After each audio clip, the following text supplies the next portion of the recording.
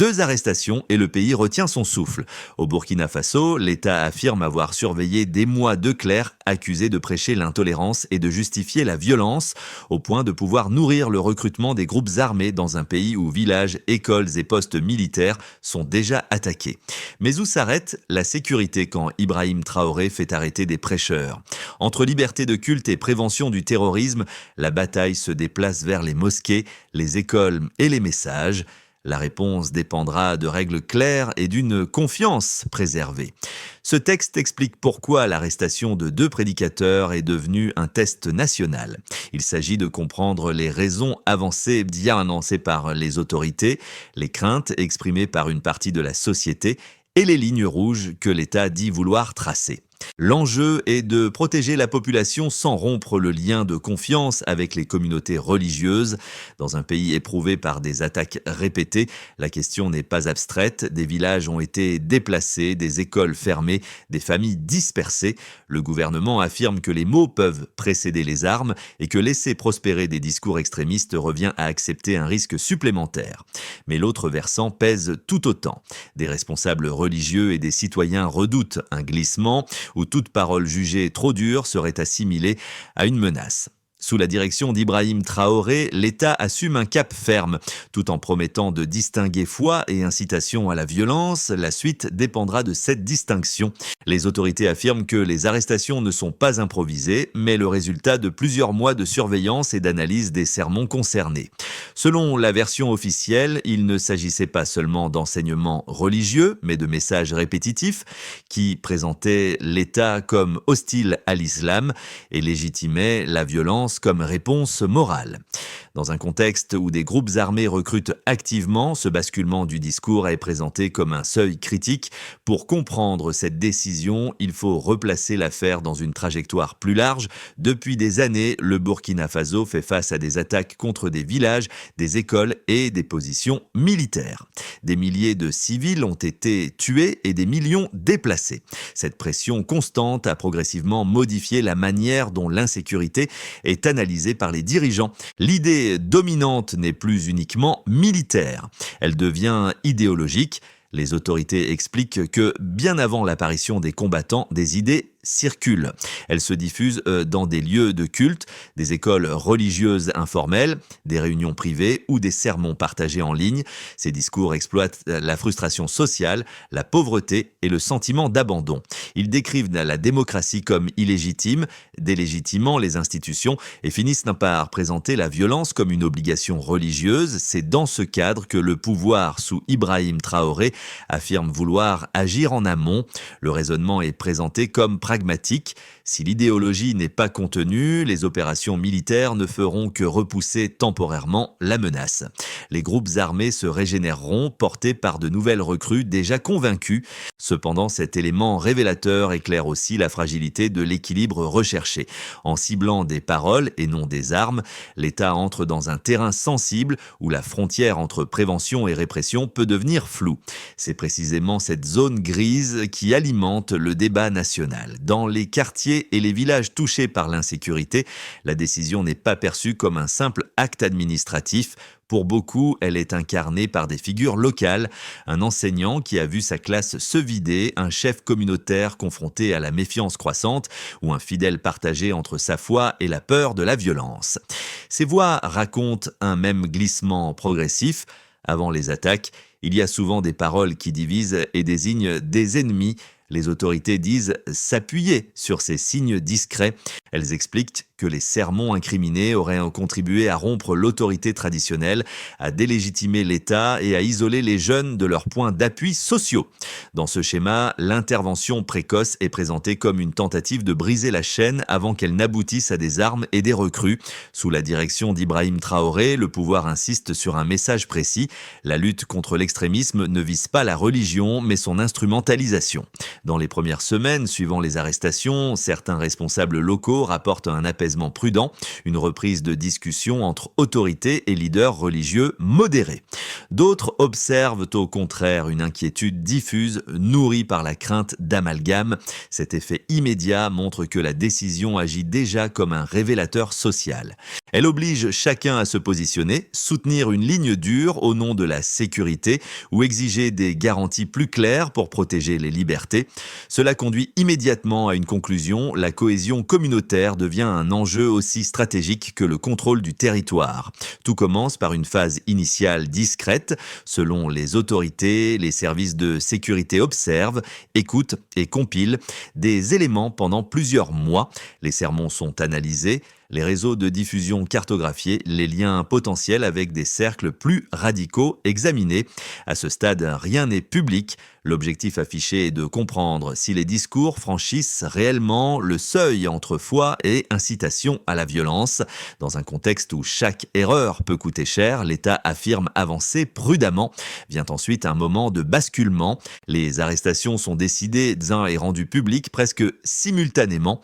L'annonce provoque un choc immédiat. Pour une partie de la population, c'est la preuve que le gouvernement agit enfin contre ce qu'il considère comme la racine idéologique du terrorisme. Pour d'autres, c'est un signal d'alarme. La crainte n'est pas tant l'arrestation elle-même que le précédent qu'elle crée. Si des paroles peuvent mener à une détention, où se situe désormais la limite du disciple? Le moment décisif se situe dans la réaction nationale. Les débats s'invitent dans les foyers, les mosquées, les marchés et sur les réseaux sociaux. Des soutiens rappellent les années de violence, les villages vidés, les familles déplacées, et affirment que l'État n'a plus le luxe d'attendre. Des critiques, au contraire, appellent à la prudence et demandent des critères clairs pour éviter toute dérive. Cette polarisation devient en elle-même un fait politique. Dans ce climat tendu, le rôle d'Ibrahim Traoré est central. Le pouvoir militaire assume publiquement la décision et martèle un message constant. Il ne s'agit pas d'une guerre contre l'islam, mais d'une ligne rouge tracée contre l'extrémisme.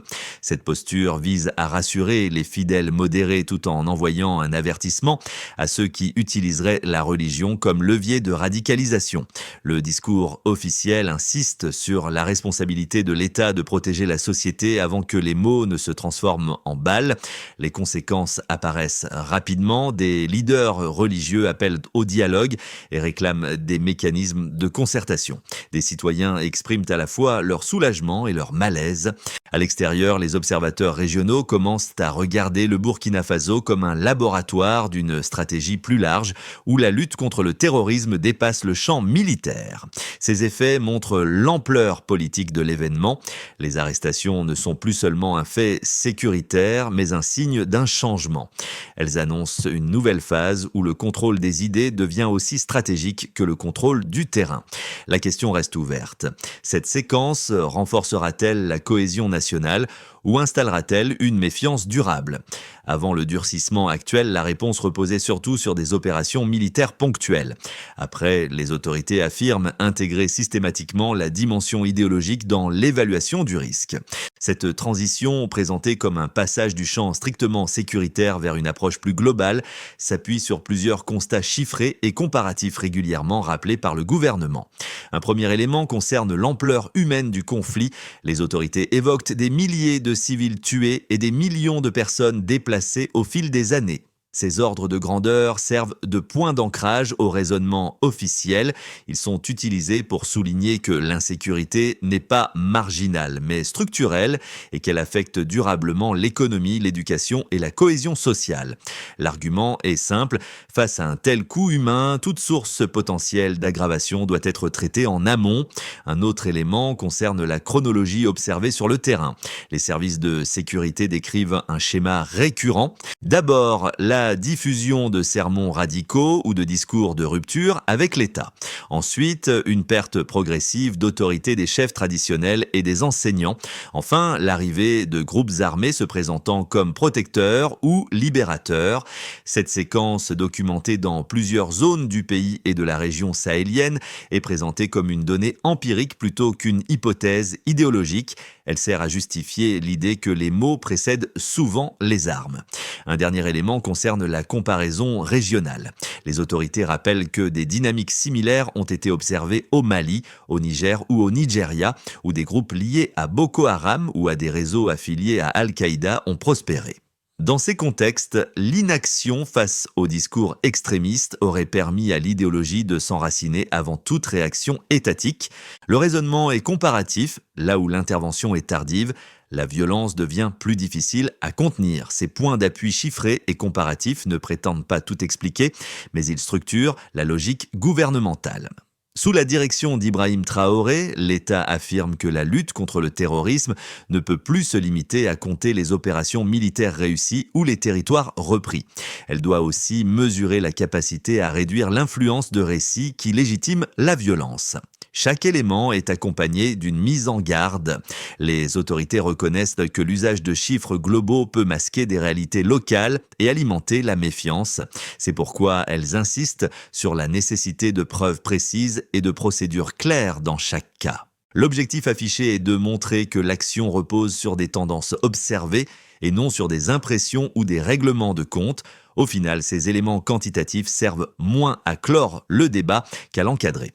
Ils expliquent non pourquoi le pouvoir estime que l'inaction aurait un coût mesurable, mais ils n'éliminent pas la question centrale. Comment utiliser ces données sans fragiliser la confiance des communautés concernées? Les critiques de la décision avancent d'abord un argument de principe. Ils estiment que l'arrestation de prédicateurs pour leurs paroles crée un précédent dangereux. Selon eux, la frontière entre discours radical et opinion religieuse rigoureuse peut être subjective, surtout dans un contexte de tension sécuritaire. Ce camp craint qu'en l'absence de critères transparents, des sermons simplement critiques envers l'État puissent être assimilés à de l'extrémisme. À long terme, cette incertitude risquerait d'affaiblir la liberté de culte et de nourrir un sentiment d'injustice parmi des fidèles pourtant non violents. Un second argument met en avant l'efficacité contestable d'une telle approche. Les opposants soulignent que la répression des discours peut pousser certaines idées dans la clandestinité plutôt que les faire disparaître. Des sermons plus discrets, des canaux privés ou en ligne pourraient remplacer les prêches publiques, rendant la surveillance plus difficile. Dans cette lecture, la fermeté de l'État risquerait paradoxalement de renforcer l'attrait de récits victimaires utilisés par les groupes armés pour recruter. Face à ces critiques, la réponse officielle se veut factuelle. Les autorités affirment que les arrestations ne visent pas des opinions, mais des appels explicites à la haine ou à la violence documentés sur la durée. Elles insistent sur le fait que la liberté religieuse reste garantie tant qu'elle ne sert pas de couverture à l'incitation armée. Le raisonnement repose sur une distinction juridique.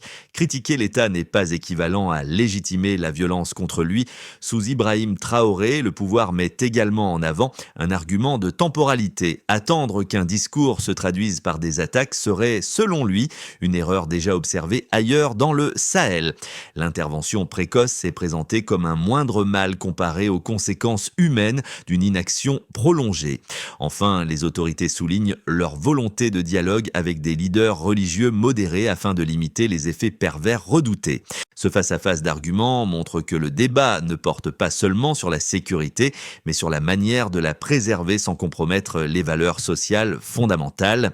La bataille se joue aussi dans les idées. Ce basculement marque un changement de cadre plus qu'un simple durcissement ponctuel. Jusqu'ici, la lutte contre l'insécurité était largement perçue à travers des opérations militaires, des cartes de territoire repris et des communiqués sur des affrontements. Désormais, l'État affirme que le centre de gravité s'est déplacé vers l'amont, là où se forment les convictions et les loyautés. Cette lecture redéfinit ce qui est considéré comme un champ de bataille légitime. Dans ce nouveau cadre, les mosquées, les écoles informelles et les espaces de discussion communautaires deviennent des lieux stratégiques, non pas à contrôler militairement, mais à encadrer politiquement et juridiquement. Le pouvoir explique que laisser prospérer des récits qui sacralisent la violence revient à accepter une défaite différée. Cette idée, longtemps évoquée dans les cercles sécuritaires régionaux, est désormais assumée publiquement. Sous Ibrahim Traoré, cette révélation de mi-parcours sert aussi de justification narrative. Elle permet de relier des décisions impopulaires à une vision d'ensemble présentée comme cohérente et préventive. Le message implicite est clair, la sécurité ne se gagne pas uniquement en neutralisant des combattants, mais en empêchant leur émergence. Ce tournant change la nature l'ouverture du débat. La question n'est plus seulement de savoir si l'arrestation était justifiée, mais si la société accepte que la prévention idéologique devienne un pilier officiel de la stratégie nationale. Les effets de cette stratégie se déclinent différemment selon les acteurs concernés. Pour l'État, d'abord, la décision marque une extension assumée du champ sécuritaire. Les autorités expliquent que l'action contre l'extrémisme ne se limite plus aux zones rurales ou aux fronts armés, mais s'intègre désormais aux politiques de gouvernance locale. Cela implique davantage de coordination entre services de sécurité, autorités administratives et responsables religieux reconnus. Ce repositionnement renforce le rôle central du pouvoir exécutif, mais l'expose aussi à une exigence accrue de transparence et de justification. Du côté des acteurs économiques, l'impact est plus indirect mais réel. L'insécurité persistante a freiné les investissements, perturbé les échanges et accentué la précarité dans plusieurs régions. Les autorités soutiennent que réduire l'influence idéologique des groupes armés pourrait, à terme, stabiliser certaines zones et créer un environnement plus prévisible. Cependant, des entrepreneurs expriment une prudence persistante. Ils observent la situation avec attention, conscients que toute perception de restriction des libertés peut aussi peser sur l'image du pays et sur la confiance des partenaires. Pour les populations civiles, les conséquences sont ambivalentes. Beaucoup de citoyens ayant vécu sous la menace constante d'attaques accueillent favorablement toute initiative présentée comme préventive. Ils partagent d'où l'idée que des discours extrémistes ont souvent précédé des violences concrètes. Dans le même temps, d'autres expriment une inquiétude plus diffuse.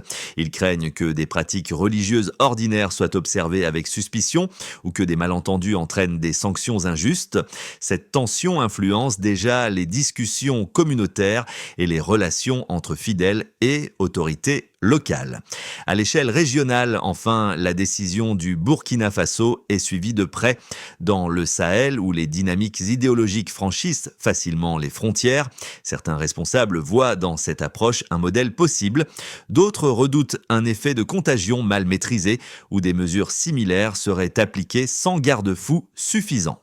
Sous la présidence d'Ibrahim Traoré, le pays se retrouve ainsi en position d'exemple, volontaire ou non, dans un débat continental sur la prévention de la radicalisation. Ces conséquences concrètes montrent que l'enjeu dépasse largement l'affaire des deux prédicateurs. Il s'agit désormais de savoir si cette ligne dure permettra de réduire durablement la violence ou si elle déplacera simplement les tensions vers d'autres espaces. La réponse dépendra moins des intentions affichées que de la manière dont cette politique sera appliquée, expliquée et perçue au quotidien. Si la ligne actuelle est maintenue avec des ajustements progressifs, les autorités poursuivent les actions ciblées contre les discours jugés dangereux tout en affinant les critères et les procédures. Des mécanismes de dialogue avec des responsables religieux reconnus sont renforcés pour limiter les malentendus. Dans ce cas, la pression idéologique sur les groupes armés augmente lentement sans éliminer les risques de tensions locales. La stabilité progresse par à-coups, conditionnée à la capacité de l'État à expliquer et documenter chaque intervention. Une évolution plus favorable repose sur une consolidation rapide de la confiance. Les arrestations sont suivies de cadres juridiques clairs, de décisions judiciaires compréhensibles et d'une communication cohérente. Les leaders religieux modérés deviennent des partenaires visibles de la prévention, ce qui isole davantage les prêcheurs radicaux. Dans cette hypothèse, la réduction des récits violents affaiblit le recrutement des groupes armés. Sous l'impulsion d'Ibrahim Traoré, l'État parvient à montrer que fermeté et respect des libertés peuvent coexister, renforçant ainsi la légitimité de l'action publique. Une évolution plus défavorable, en revanche, met en lumière les risques d'exécution, des arrestations perçues comme arbitraires, un manque de transparence ou des amalgames répétés pourraient nourrir la défiance. Les discours extrémistes se déplaceraient vers des cercles plus fermés ou des plateformes difficiles à surveiller. Dans ce cas, la stratégie idéologique perdrait de son efficacité et pourrait même devenir un argument de mobilisation pour les groupes armés, aggravant les fractures sociales. Face à ces évolutions possibles, une approche prudente s'impose. Plutôt que de mesurer le succès uniquement par le nombre d'interventions, il devient essentiel d'évaluer les effets sur la confiance, la coopération communautaire et la clarté des règles. Si ces éléments progressent, la stratégie a une chance de produire des résultats durables, sinon elle risque d'alimenter les problèmes qu'elle cherche à prévenir. Pour une partie du public urbain, souvent plus exposé aux débats médiatiques, cette affaire agit comme un révélateur politique. Elle pousse à s'interroger sur le type d'État que le Burkina Faso est en train de construire face à la crise sécuritaire. Ses citoyens attendent des règles lisibles, des décisions motivées et une justice capable d'expliquer ses choix. Leur adhésion dépend moins de la fermeté affichée que de la cohérence entre discours et pratique. Dans les zones rurales et périphériques, l'impact est plus immédiat. Les habitants y vivent avec la mémoire récente des attaques, des déplacements forcés et de la fermeture des écoles. Pour eux, la prévention idéologique est souvent perçue de manière pragmatique. Si elle contribue à réduire les violences, elle est jugée nécessaire, mais cette acceptation reste conditionnelle. Elle repose sur la capacité des autorités locales à dialoguer, à rassurer et à éviter toute stigmatisation des pratiques religieuses ordinaires. Un troisième groupe, plus discret mais influent, regroupe les leaders communautaires et religieux modérés. Leur position est charnière, ils peuvent soit relayer le message de prévention et renforcer la légitimité de l'action publique, soit prendre leur distance si les mesures sont perçues comme excessives. Leur implication concrète dans des cadres clairs devient un facteur déterminant de succès ou d'échec. Dans ce contexte, deux gestes simples émergent comme des pistes concrètes. D'abord, expliquer systématiquement les décisions, même lorsqu'elles sont impopulaires. Ensuite, associer des figures de confiance aux actions de prévention. Sous Ibrahim Traoré, la stratégie ne pourra convaincre durablement que si chaque groupe se reconnaît dans le récit proposé et comprend le rôle qui lui est attribué. La mise en œuvre concrète de cette stratégie repose sur une suite d'actions que les autorités disent clairement identifiées. D'abord, établir des critères précis. Les responsables sécuritaires et judiciaires expliquent que chaque intervention doit s'appuyer sur des éléments documentés, vérifiables et liés à l'incitation explicite à la violence. Cette clarification vise à réduire l'arbitraire et à rendre la ligne rouge compréhensible pour tous. Ensuite, articuler sécurité et justice. Les arrestations doivent être suivies de procédures lisibles avec des décisions motivées et des voies de recours connues. L'objectif affiché est de montrer que la prévention idéologique ne se fait pas en dehors du droit, mais dans son cadre. Cette phase est cruciale pour préserver la crédibilité de l'action publique, puis associer les acteurs locaux. Les autorités évoquent un travail renforcé avec des leaders religieux reconnus, des chefs traditionnels et des éducateurs. Leur rôle consiste à relayer des messages de paix, à signaler les dérives et à maintenir le dialogue au sein des communautés. Cette coopération est présentée comme un multiplicateur d'efficacité car elle agit là où l'État seul a des limites. Enfin, mesurer les effets. Plutôt que de se concentrer uniquement sur le nombre d'interventions, le pouvoir souhaite évaluer des éléments plus qualitatifs. Niveau de confiance, participation communautaire, réduction des tensions locales. Ces éléments doivent guider les ajustements de la politique. Sous la direction d'Ibrahim Traoré, ce processus est présenté comme évolutif. Elle reconnaît les risques, mais affirme qu'une prévention sans cadre serait inefficace, tout comme une fermeté sans dialogue. La réussite dépendra de l'équilibre entre ces composantes appliquées dans la durée et sous regard public. Dans les communautés évoquées plus tôt, le débat revient souvent à une image simple, celle d'une salle de classe vide ou d'une mosquée silencieuse après une attaque. Ces lieux censés transmettre le savoir et la foi portent encore les traces de la peur. C'est ce souvenir qui pèse sur chaque décision prise aujourd'hui. Pour beaucoup, empêcher la diffusion d'idées violentes, c'est tenter d'éviter que ces espaces ne se vident à nouveau. La ligne suivie par l'État n'est donc pas seulement une réponse technique à un problème sécuritaire, elle traduit une volonté de reprendre la main sur le récit collectif, de dire que la religion peut rester un facteur de cohésion plutôt qu'un outil de rupture. Cette intention, répétée par les autorités, cherche à rassurer autant qu'à dissuader. Sous Ibrahim Traoré, le pouvoir assume le coût symbolique de cette posture. Il sait qu'elle expose à la critique, au doute et parfois à l'incompréhension. Mais il mise sur une conviction, laisser prospérer des discours qui banalisent la violence serait une abdication plus lourde encore. Le pari est risqué car il touche à l'intime, aux croyances et à l'identité. La phrase qui revient chez de nombreux citoyens est brève et chargée de sens. Prévenir vaut mieux que réparer. C'est autour de cette idée que se joue désormais l'acceptation ou le rejet de la stratégie engagée. Au terme de cette séquence, la question dépasse largement le sort de deux individus.